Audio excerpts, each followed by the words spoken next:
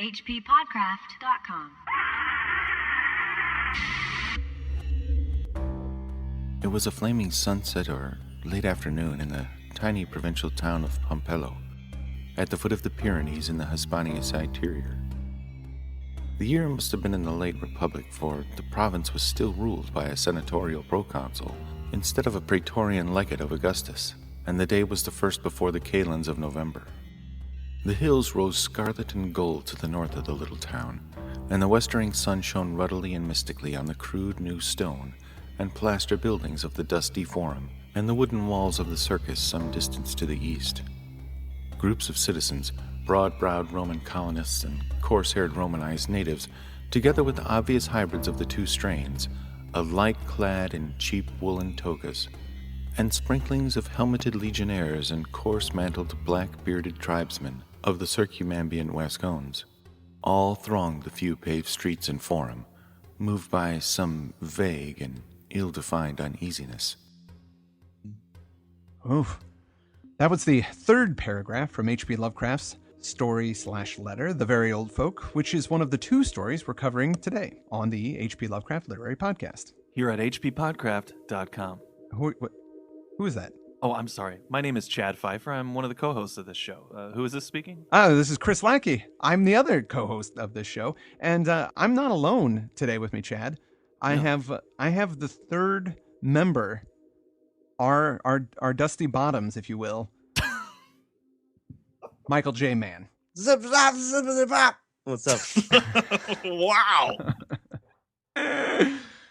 Mike, if for those of you that don't know, is also known as Mandroid on our forums. He is he's the backbone of the H.P. Lovecraft Literary Podcast. Without him, we wouldn't have a site, we wouldn't have forums, we would be penniless. It probably would have gone down because we couldn't technically handle any of this. Chad and I are just like babies lost in the woods.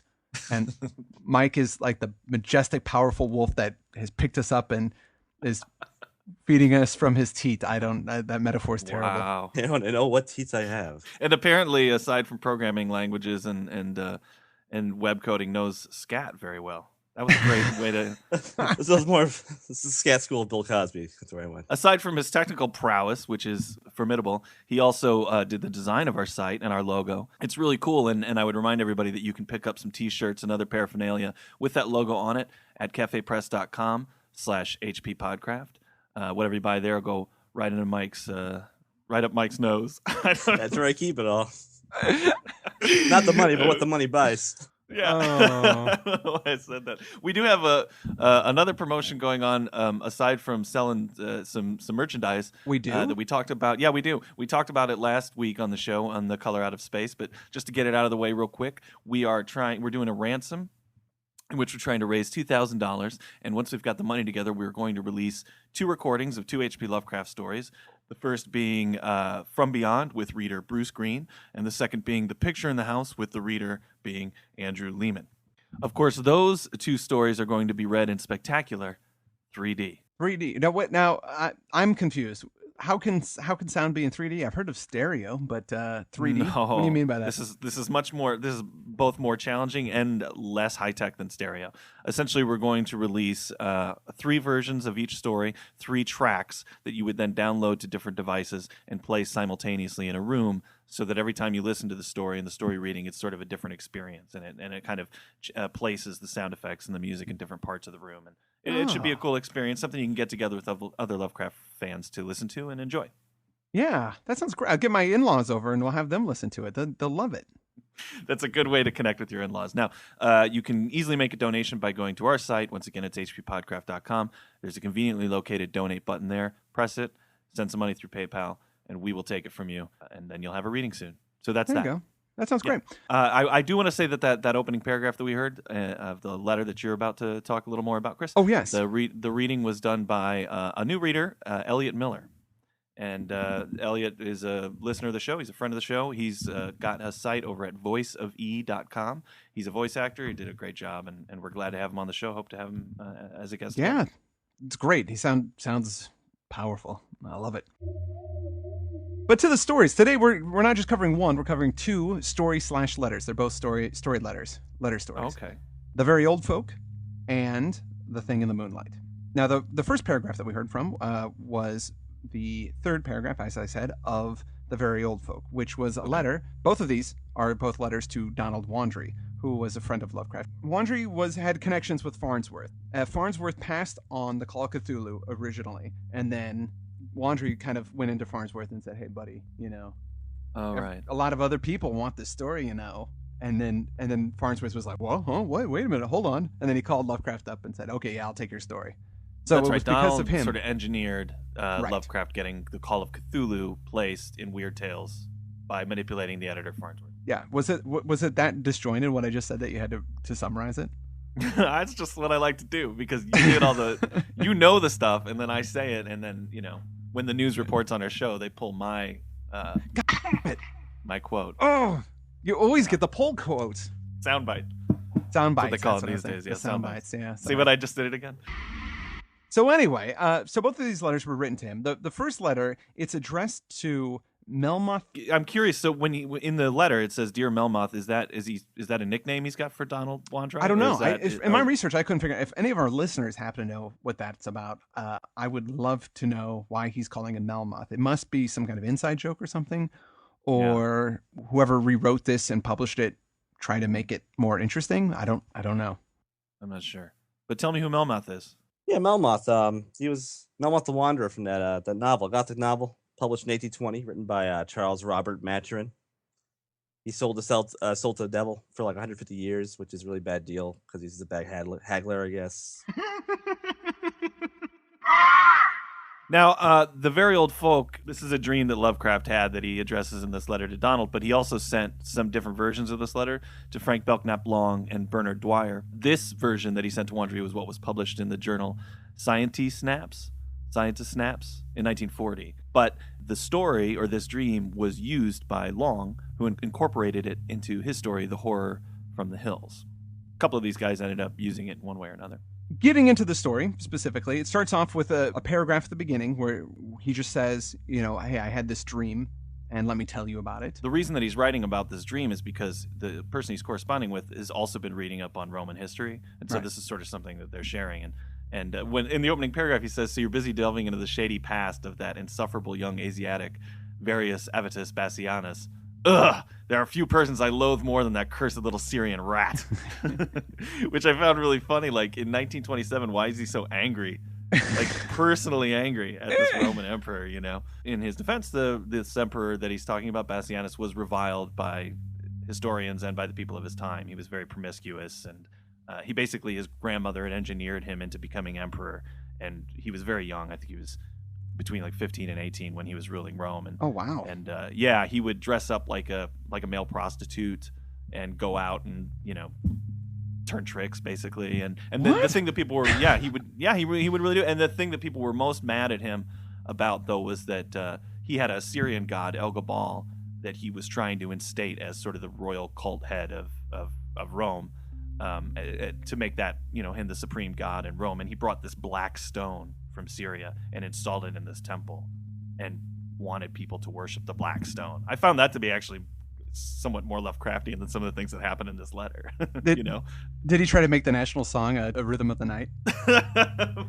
So he could have. Well, obviously that the name of the god was El Gabal. Oh, sorry, I thought I was thinking of El DeBarge. You were thinking of El DeBarge. No, the name of the god was El Gabal, which is why this Bassianus is actually known better as Elagabalus. I see. That's what Elagabalus is what he became to be known, because they just named him after this god. That he this is something I never heard of before. People will get into marriages to try and win over royalty. He wanted his god to be so superior that he tried to marry Elgabal off to Roman gods. So he wanted to hook Elgabal up with Minerva, but people were upset about that. So Elgabal ended up marrying Urania, who's a lesser goddess. But anyway, that's a little diversion. That's who he's talking about in that first paragraph, only as a means to transition to why he had this dream, right? And it was because on Halloween he was up reading some Virgil. And when he dreams, he doesn't dream that he's himself. He dreams that he is this other character, this Quaestor or Questor. Do you know what is? You don't know how that's pronounced? Yeah, Questor is like a Roman.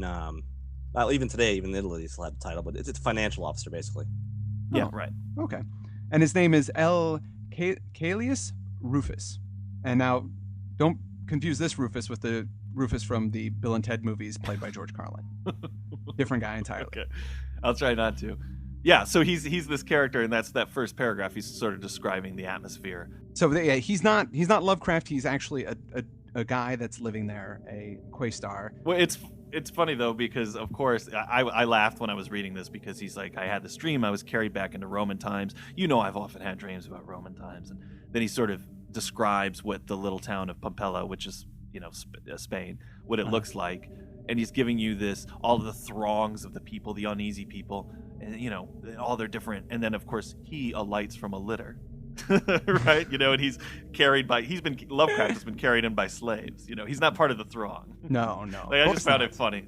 He's like, oh, and I discovered. He actually says it funny. He goes, it appeared that I was Caelus Rufus. But it appeared that. The story starts off. I mean, he's this other guy, but as Chad was saying, in the small provincial town of Pompeii, on the Calids of November, which is the 1st of November according to Roman calendars. That's where the word calendar comes from. Oh, okay, yeah, makes sense. Yeah. And so the whole reason he's in this town is he's summoned by the proconsul P. Scribonius Libo. Scribonius, wow. P. Scribonius, that's my hip-hop name. The reason why Scribonius is summoning to the town seems like something strange is going on. The cause of the conference was a horror that brooded on the hills. All the townsfolk were frightened, and it begged the presence of a cohort from Caliguris. It was the terrible season of the autumn, and the wild people in the mountains were preparing for the frightful ceremonies which only rumor told of in the towns.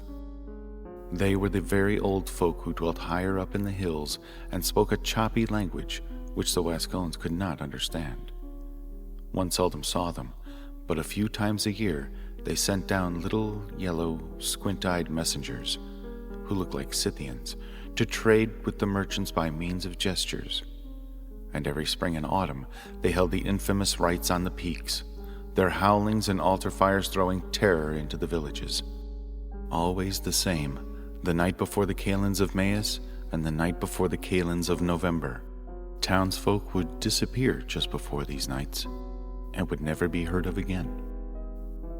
And there were whispers that the native shepherds and farmers were not ill-disposed toward the very old folk, that more than one thatched hut was vacant before midnight on the 2 hideous Sabbaths. So it seems that these hill folk, these very old hill folk, every year they have 2 ceremonies, one before the 1st of May, which would be spring, and one before the 1st of November, which would be autumn. Yeah. And people would just start disappearing and never be seen again. And some of the people from the town participated as well. Yes, there are people that live there that would go up into the hills and celebrate these things. Now, in Roman times, there were often Roman citizens that lived in these towns, but there were also natives, as he was saying in the beginning, and that paragraph that we had, that there's mixed people, there's native people, there's Romans, there's all different types of people that live in these towns. But this year, there was a problem. 3 months back, 5 of these hill people came down to trade in Pompeii, but a fight broke out, and 3 of them were killed, and the 2 others went back and hid in the hills. And since that happened, nobody had been abducted. None of the people were disappearing as they should be, which is kind of a scary thing. Well, it's funny that that's the scary thing, I mean, so every time they have these Sabbath rituals, they come down and they steal people away. But the fact that they didn't do it this year, that means that something worse is coming. So it's something worse than being kidnapped. I just thought that meant that Iron Maiden wasn't coming to town that year. No Sabbath this year. Well, no one's running to the hills. Onto the hills. So since nobody was abducted, they're anticipating that something really bad is going to happen, that the hill folk are going to come down and wreak some kind of vengeance, because when they're friendly with them, they're abducting people. You know what I mean? Right. Like, that's the relationship that's set up. So now they're ticked. Who knows what the heck is going to happen? Some hellfire is probably going to be, coming down. So everybody's scared. All the locals are freaking out. There's been a lot of drumming going on from the hills days before the Sabbath. The locals have gone to Scribonius. Yeah. Scribonius and Balbudius. Nice combination. So they go to him, and he goes to Balbudius, who is Legatus. But it says he's also the legatus of the whole region. Centurion Balbudius. Centurion Balbudius is the legatus of the whole region. So he's sort of a general of some kind then. So our financial officer has come from Caliguris with the Roman legion, and then also to meet them has come Balbudius, who's the general who kind of runs everything. Yeah. And they have a disagreement about what they should do. Balbudius is just like, forget about it. Who cares? It's just hill people being crazy. It's barbarians. It's nothing to worry about. And Rufus, our protagonist, says, ho, ho, ho, buddy, you got to be careful because these people are going to pull down some black magic. And I've studied black magic. I know what this can do. And these guys can probably destroy the whole town with magic. Like, they're that powerful. Yeah. And still, Balbudius is just going, whatever, you're out of your mind. That's ridiculous. He says it, and then Rufus says, I don't think it's a good idea. Balbudius goes, whatever. So Rufus goes around and goes to Scribonius. Then he goes to Asalius, because he says that Balbudius isn't really going to help him out. So when he goes to Asalius is the one that kind of pushes a meeting. So they all get together, and then they're going to meet in Pompello. And then that's when they have the final argument about what they should do, is in the tent. And Balbudius and Aselius, they both are like, you know what? It's better not to do anything and risk whatever the people will get upset than to go out and start stomping on people's local rituals. It's Right. a bad idea. Yes. But Rufus asserts, and this notion wins, that civilization is the most important thing. So you have to protect the people who are actually doing things in a civilized Roman way. He doesn't even care about the morality of it. No. It's just that if you want civilization to expand and survive, you have to protect the people who are civilized, or at least as he defines it. Right. And he says, I've also studied magic, and Right. I know that these guys, he goes into specifics about how he was in Egypt and Syria and talked at length with the bloodthirsty priest of Diana in his temple in the woods bordering Lacus Nemorninus, which is a lake in Albania. Mm-hmm. Yeah, he's been around. He's been around. So Rufus knows what's up, and he says, look, we should do something about it. And they said, okay, we'll do it. Now, fortunately, they couldn't get any of the locals to go scout out, except they find this one kid, Vercelius, who has pure Roman parents, and he agrees to take them partially up into the hills. Yeah. And they've got a ton of guys, over 300 men, all together. Some Roman soldiers, some townspeople, just a whole mess of guys. All of them on foot, except for the officials. Yeah, who are on horses. But at some point, they had to leave the horses behind because the way up to where the Sabbath was going to happen got so steep. So they tethered them with a little body of men to watch to make sure that they didn't get, stolen. Right. And they continued to proceed up, and then things kind of go south from there. Then, with utter and horrifying suddenness, we heard a frightful sound from below. It was from the tethered horses. They had screamed, not neighed, but screamed, and there was no light down there, nor the sound of any human thing to shew why they had done so. At the same moment, bonfires blazed out on all the peaks ahead, so that terror seemed to lurk equally well before and behind us. Looking for the youth Vercilius, our guide, we found only a crumpled heap weltering in a pool of blood.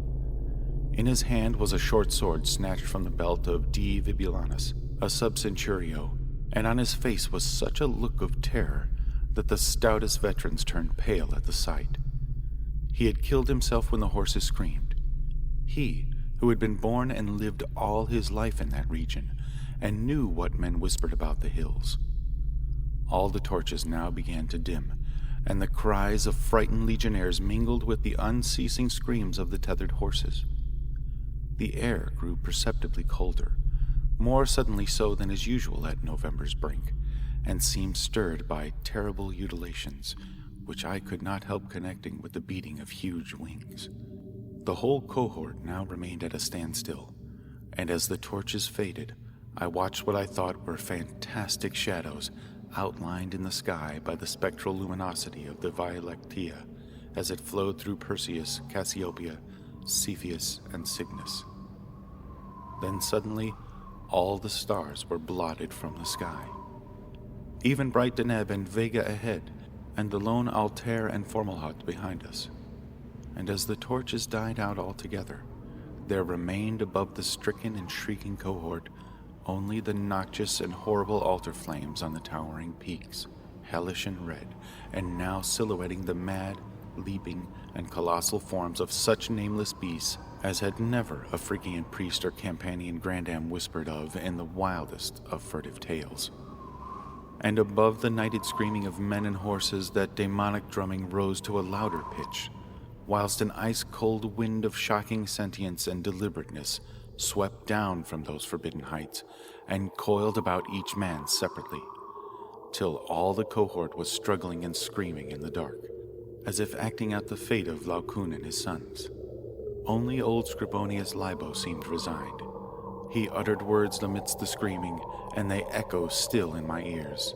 Malitia vetus, est, venit, tandem venit. Yeah. Wow. Jeez. So that's bad news, man. They went up there and things were much, that was the revenge that they had planned. They didn't need sacrifices this year because they're just unleashing some kind of horrid awfulness on the town. Yeah. It's not even it's not even really described. It's just sort of an evil thing. And this little bit here, when in the very beginning of that, if you recall, he says the horses screamed, reminded me a lot of the story we just covered. Yeah.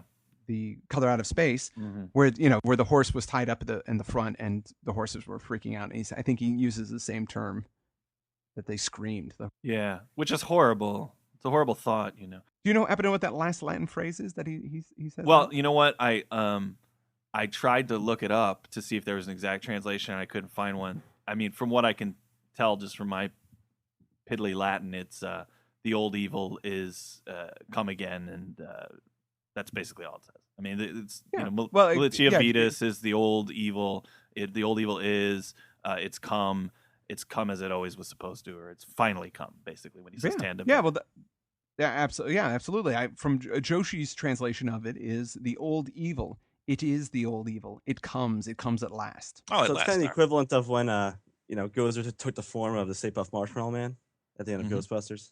Exactly. It's kind of the same thing going on there. Same thing.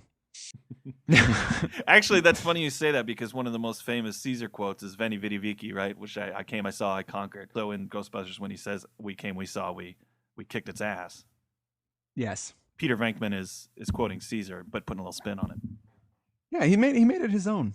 That's right. So HBL says that he woke up. There's no record of that event happening or those specific people existing, but the town is still in Spain, and it's now called Pamplona, right? So there you go. That's the town. The Bulls do run there, right? I'm not crazy. Yeah, that's it. You got it. And it's also signed, and he signs the letter, "Years for Gothic Supremacy." I think it's funny that it says "Years for Gothic Supremacy," though. Goth power. Verus Maximus. Maximinus, I think. Maximinus, yeah. Who was a Roman emperor, Maximinus, 4th century. Well, and that's the end of the story. Boy, we did a great job of struggling through that one. You know what? Our conversation about it is indicative of how I felt when I read it, though. Oh, my God. I'm not steeped in Roman history. I do have a decent background in it. Some of the names and some of the details, getting in the way of me enjoying it so much. But I don't know. There is a neat kind of creepy thing about it, though, that I did like. I love the first few paragraphs of just straight "yes" every other 3 words. That didn't break the flow at all. It was very entertaining. It did feel a little bit like a Dunwich Horror thing going on there. Although I question the ability of it actually being a dream. I think it's more like I went to Roman times and I they screwed some chick. That's not a good story though.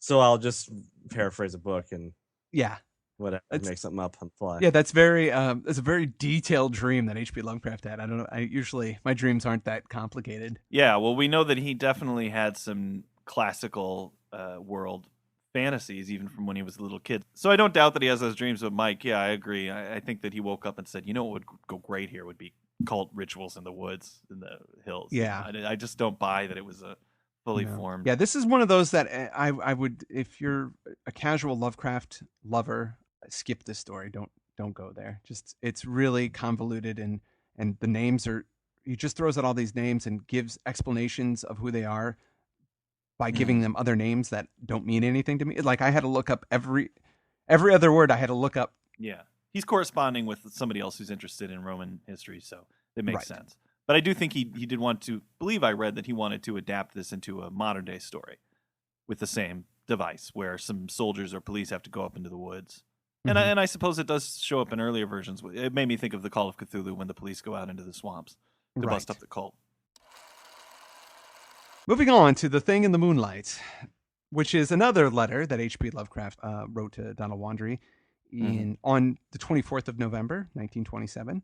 Now, the story that you actually can read, the story that's online. Now, if you go to hplovecraft.com, they have the original letter and the story that was written based on the letter. Yeah, they're laid out side by side, right? It's really actually a nice presentation. Yeah, it's really cool. Totally go check it out. And the kind of the editing or adaptation of it, if you want to call it that, was done by J. Chapman Misk. I'd say Miskey. And it was published in the January 1941 issue of Bizarre magazine. This is a personal favorite of mine. This is one of these, it's really short. It's only like a couple pages long, but it's really creepy and it's got some awesome imagery. Well, let's just get into it. Morgan is not a literary man. In fact, he cannot speak English with any degree of coherency. That is what makes me wonder about the words he wrote, though others have laughed. He was alone the evening it happened. Suddenly, an unconquerable urge to write came over him, and taking pen in hand, he wrote the following. My name is Howard Phillips. I live at 66 College Street in Providence, Rhode Island. On November 24th, 1927, for I know not even what the year may be now, I fell asleep and dreamed. Since when, I have been unable to awaken. Oh, Cool. that is so flippin' cool. This guy who can't even talk just randomly writes this thing down, which is saying that, like somehow he got possessed by this spirit or something of this Howard Phillips guy. No, that's the date as he remembers it, is in 1927, but he doesn't even know how long he's been dreaming, Yeah. that somehow, it's such a great opening. Yeah, it's a great portal into the story, the man possessed. And I don't know if I assumed that he was actually just a foreigner of some kind. So he can't speak English. Oh, right. He's illiterate, but he can't speak English very well. So I assume that he's... And also, I found it interesting that the name is Howard Phillips. That seems like something that Miskey would have added in. I don't think Lovecraft ever used Howard Phillips as a pseudonym. If you look at his original letter, it's not part of it that he put in. But I think that Minsky made it really neat by adding that into it. Yeah, that device is really cool. He writes this letter, and there's this guy that's in a dream. Howard starts off, and he's in a marsh. He's in a swamp, and he's pushed forward by some kind of quest. Like he needs to find something. Yeah, he just wakes up in this marsh and says he's impelled by some obscure quest. That's all you need to know. Very, very dreamlike logic. He moves through the swamp, and then he comes to a cliff, and he feels compelled to climb up this cliff. Mm-hmm. That there's something coming after him. There's a kind of a sense of foreboding, and he goes and climbs up this cliff, and there are these dark recesses when he's climbing, these handhelds that he can't quite see into, but he feels like there's something inside of them. It's really, really, really creepy. Yeah, it's like the darkness or the blackness within these abyssal sort of holes that he's using to climb. It's palpable, the blackness itself. It's some sort of... It kind of reminds me of Dagon, when he's describing the moon hitting the landscape at night there. He's climbing around the island. Right, absolutely. Yeah, absolutely. Sure. Yeah. So he gets to, eventually he gets to the top. Nothing grabs him or, takes hold of him. He gets up, and it's sort of a flat plateau up there, and he begins walking across this sort of grassy land. And as he's walking, he walks and he walks. He doesn't know how long he's walking. He comes across a train track, a trolley track, because he can see the wire. There's like a post nearby and a wire that runs the length of it. And then he starts to walk along the trolley track. And then from there, he sees in the distance a vestibuled car, which is, from a trolley. And it's numbered 1852. And it's a plain double-trucked type common from 1900 to 1910. And it's just empty. Nobody's there. He just kind of goes inside and sits down. Yeah, it's interesting. That whole sequence is when he's in this sort of dreamland. And Mike's right. It really reminds me of that landscape from Dagon. It's pitted and mossy and strange, and when he suddenly comes across this trolley car, it's this modern fragment that's suddenly there, because the land sort of feels out of time, and just that stark, it's there, it's running, it's about ready to go, but there's nobody there to start it, and just him getting in, and I don't know, there's something dreamlike, and it's already scary to me. Yeah, because he also describes it as being kind of decrepit already, because like the worm-eaten posts and the wires dangling on, and cars seems kind of run down. Right, yeah. So this thing that's only like 10 years old, it seems really ancient, which is kind of a somewhat modern thing comparatively. So it's just Oh, it's so cool. I just love this story. Yeah, I'll say the thing about this story too is it's genuinely creepy, scary, and it's not a result of plot or plot revelations. It's all description that leads to me being afraid. Yeah, it's great. It's great. Well, I mean, so he's sitting in this car, and then that's when things get really, really scary. Presently, I heard a swishing in the sparse grass toward the left, and saw the dark forms of two men looming up in the moonlight. They had the regulation caps of a railway company, and I could not doubt that they were conductor and motorman. Then one of them sniffed with singular sharpness and raised his face to howl at the moon. The other dropped on all fours to run toward the car. I leapt up at once and raced madly out of that car and across endless leagues of plateau till exhaustion forced me to stop. Doing this not because the conductor had dropped on all fours, but because the face of the motorman was a mere white cone tapering to one blood-red tentacle. Yeah! That's horrible, man. That is crazy stuff, man. Just the whole idea that there's guys in uniforms that seem, like, what's more innocuous than some dudes that run the trolley? You know what I mean? Like, there's nothing scary about them. They're okay. They're friendly. One dude howls, and the other guy freaking drops on all fours and runs on his... That's so inhuman and weird and twisted, and it's just... Well, with the howling and the running on all fours, it almost seems like they're werewolves, and then the guy points his head up, and he's just got a tentacle head. And yeah, the fear of being noticed in a dream, that happens all the time, but you're trying to be quiet, and you don't know what's going on, and then whatever the force is sees you and comes at you. It's a horrifying moment. When this happens, once the conductor gets to him, he wakes up. Well, he doesn't really wake up. The dream starts over again. And he knows it's a dream, and he can't get out of it. It just happens over and over and over again. Yeah, every time he wanders, he finds himself in the same place, the same cone face thing coming at him. It's crazy. It's like a video game. He can't pass this part.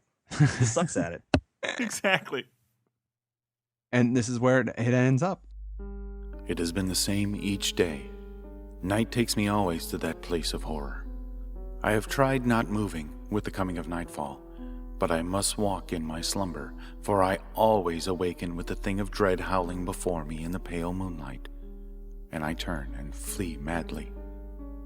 God, when will I awaken? That is what Morgan wrote. I would go to 66 College Street in Providence, but I fear for what I might find there. Oh, that's great. That's so creepy. Yeah, it's pretty great. So basically he can't wake up, and then Morgan wrote it, and he gave an address, but the guy who read the story just won't go to that address to see what could be there. Maybe there's like a corpse there, or there's a dude sleeping in it, he's got like a Rip Van Winkle beard, or some monster sucking on a guy's head. Who knows? It's so creepy. I love it. Or he's dead in front of the computer looking through walkthroughs so he can get past this part. Exactly. And that's the end of the story. I love that one, and that's often a story that I'll give to people who don't know Lovecraft because, it's short. You can read it in a couple of minutes, and it's all atmosphere, and it just shows how talented he was at painting kind of this hellish landscape and also some monsters that you don't expect, and just the whole thing gives you a terrible feeling. Yeah, it's a really cool story. And as a side note, that 66 College was Lovecraft's house at one point, and that's why it's put in there. But actually, for the record, 66 College Street is now 65 Prospect Street in Providence. Just over the years they changed the name of the street, so it's not the same place. But you can go to hplovecraft.com and actually see photographs of the house. Oh, cool. It's still there. I'm sure the people that live there are very glad that you just gave their address. Oh, no. Oh, well, that's what they get. Lovecraft fans, I found are generally pretty nice, respectful people. Right. So I don't think they'll have anything to worry about. They fear what they might find in there anyway. Exactly. So jeez. Mm-hmm. I think it was you, Chad, to mention Morgan just not being a foreigner or something. I took it as him being like an idiot savant or something. Okay, so you guys both thought that there was, because that seemed it seems a little more weird for all of a sudden he's channeling something from somebody, and it's really incongruous with his normal capacity, rather than you can say like, well, he's just been practicing writing some crazy letters from this Howard Phillips guy. Right. That's how he's learning English. Yeah, well, I mean, he says Yeah, well, I mean, what Chad points out, and Chad might be right on this. That was my first instinct too, is that he was, special, or if you're from the South, a little sweet. But it seems that he says specifically cannot speak English, and I think maybe if he was just special, he would have said he couldn't speak. Period. But it doesn't say. So there's arguments for both just in that sentence, because he says he cannot speak English with any degree of coherency, which would lead you to believe that he's trying to speak English, but it just comes out sounding right, sweet. So who knows? Interesting. So, Mike, what were your thoughts on this story, just in general? I liked it. I liked the ambiance going into the whole train sequence. Just kind of like, all right, he's just wandering around. It's kind of creepy by itself, all the pools of blackness, and he doesn't know what's in there and all that stuff. And then he comes to the train. These two guys come up. You're like, all right, just you're gonna explain something. And then they just, one guy has a tongue for a face, and it's kind of creepy. Well, I'm interested. I mean, since you've been working on this for this whole project, this podcast with us for a while, what initially attracted you to Lovecraft, Mike? I mean, when did you first started reading him? When did you get into it? In high school, I never got into Lovecraft. I knew of Lovecraft, and it wasn't until maybe 5 or 6 years ago that I actually was looking into Call of Cthulhu, the video game, when it was first announced. And I'm like, I keep hearing see this Cthulhu name, and I went to work with some guy who always talked about Call of Cthulhu, so I just went onto Wikipedia way back when. I looked up Cthulhu, and it kind of from there I picked up the books. Like, this is great stuff, because I was already into Robert E. Howard at that point. Oh, wow! So it was kind of it was kind of You're a latecomer to H.P. Lovecraft, then. Yeah, that's surprising. I don't meet too many people that read his stuff when they're older. That's pretty cool. Well, it's funny. That's like I met a guy I met my friend Christopher on an airplane a couple of months ago. He sat down next to me and just opened up a big anthology of Lovecraft stories, which was cool. I had that moment where I'm like, do I say anything? Yeah, you know who I am. Say something. Yeah, I had to say something. But he came to the stories by playing Arkham Horror, the board game. Oh right, yeah. Very recently. So I think that a lot of people, it's through the gaming connection that they wind up reading this literature, which is interesting. Yeah. I don't think a lot of people are coming to Virgil's Aeneid by playing the Aeneid role playing game. And where are you now? I'm in Santa Monica. Chris, you are there in the UK. Where are we talking to you from, Mike? I am Manchester, New Hampshire. I am in Lovecraft country. That's right. We've got an East Coast presence on this show. All right. But I guess that means we're wrapping up. So let's remind everybody again about the promotions that we're doing as well. Please go to the site and donate. And when we raise enough money, we're going to release those excellent readings by Bruce Green and Andrew Lehman. Oh, hey, for the record, too, Bruce Green is going to be, you can see him in the upcoming remake of True Grit by the Coen brothers. So, yeah, Bruce is going to, everybody go see that this Christmas. I can't wait to see Bruce up there on screen riding a horse. I think he gets shot or something like that. Yeah. Should be interesting. It's a speaking part. It's a real role. Yeah, it is. Yeah, he's in Barry Pepper's gang. Yeah. So he'll be reading From Beyond for us, that now famous actor, Bruce Green. Well, Mike, I want to thank you so much, not just for being with us today on the show, but for all of your help for making this podcast possible. And without you being there and your work and support on the forums and everything, the show wouldn't be. So thank you. Well, thank you for giving me the chance to do it. It's actually a blessing for me to be able to, to come in and help you guys out and get to talk and make no sense on the podcast. Excellent. And I also want to thank Elliot Miller, who did our readings for us today. Great job, Elliot. Really appreciate it. And with that, I am Chris Lackey. I'm Chad Pfeiffer. Night of Mike Man. And this has been the H.P. Lovecraft Literary Podcast. hppodcraft.com.